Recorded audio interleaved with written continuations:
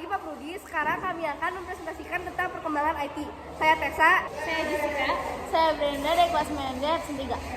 Saya menyaksikan Perkembangan hardware sejak tahun 2000 sampai 2024. Perkembangan dari tahun 2000 sampai 2010. Komputer desktop dan laptop berbasis prosesor Intel Pentium dan AMD Athlon. Kapasitas memori RAM meningkat dan hard drive menjadi lebih besar. Layar LCD menggantikan CRT. Di tahun 2010 dan 2020, perkenalan prosesor multicore seperti Intel Core 13, 15, 17 dan AMD Ryzen. SSD menggantikan HDD untuk kinerja lebih baik. Laptop menjadi lebih tipis dengan desain yang lebih portable. Tahun 2020 sampai 2024, teknologi chip seperti Apple M1 or M2 menawarkan efisiensi energi dan kinerja tinggi.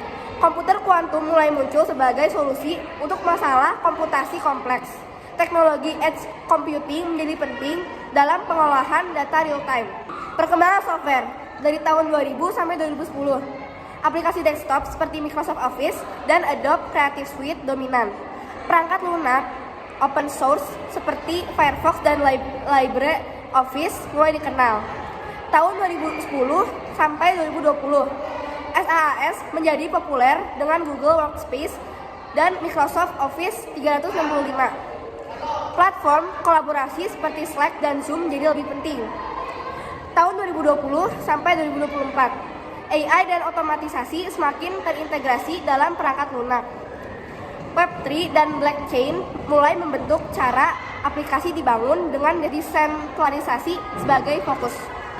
pengaruh teknologi dalam bidang ekonomi adalah teknologi memberikan dampak besar pada bidang ekonomi dengan munculnya marketplace online seperti online shop, contohnya seperti Tokopedia, Lazada, Shopee, dan lain-lain.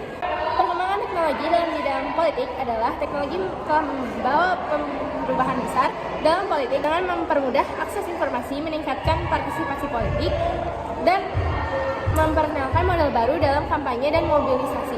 Namun ia juga menimbulkan tantangan seperti penyebaran berita palsu, masalah privasi dan keamanan cyber.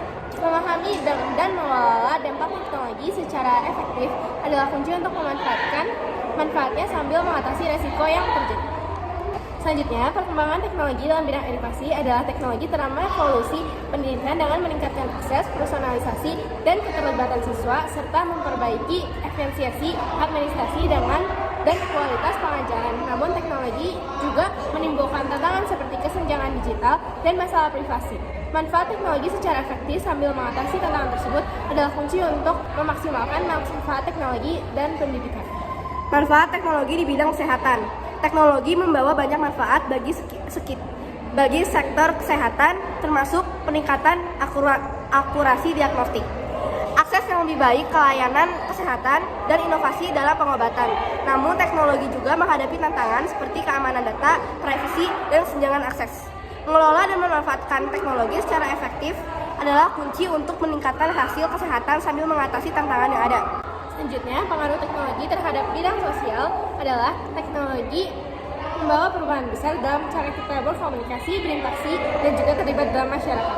Meskipun teknologi itu memberikan banyak manfaat seperti akses informasi dan konektivitas global, ia juga menghadapi tantangan seperti potensi isolasi sosial, ketergantungan. Mengelola dampak teknologi dengan bijaksana dan menjaga keseimbangan antara interaksi digital dan tatap muka adalah penting untuk memastikan bahwa teknologi memberikan kontribusi positif terhadap kehidupan sosial. Dampak positif dan negatif. Dampak positif yaitu akses ke sumber belajar yang luas, peningkatan keterampilan teknologi, kemudahan dalam kolaborasi, fleksibilitas, dan pembelajaran jarak jauh, pengembangan kreativitas. Dampak negatif yaitu gangguan dan distraksi, masalah kesehatan, kesenjangan akses, privasi dan keamanan data, dan ketergantungan teknologi. Kolaborasi menjadi lebih mudah dengan bantuan perangkat teknologi yang semakin berkembang. Ini karena kita menjadi lebih banyak mendapatkan informasi luar yang lebih update dan lebih terpercaya. Adalah aplikasi yang biasa kita percayai atau bisa kita lihat di dalam HP itu biasa adalah Google. Karena di dalam Google terdapat banyak macam website terpercaya dan resmi. Namun kita juga harus bijak dalam memilih berbagai informasi di website.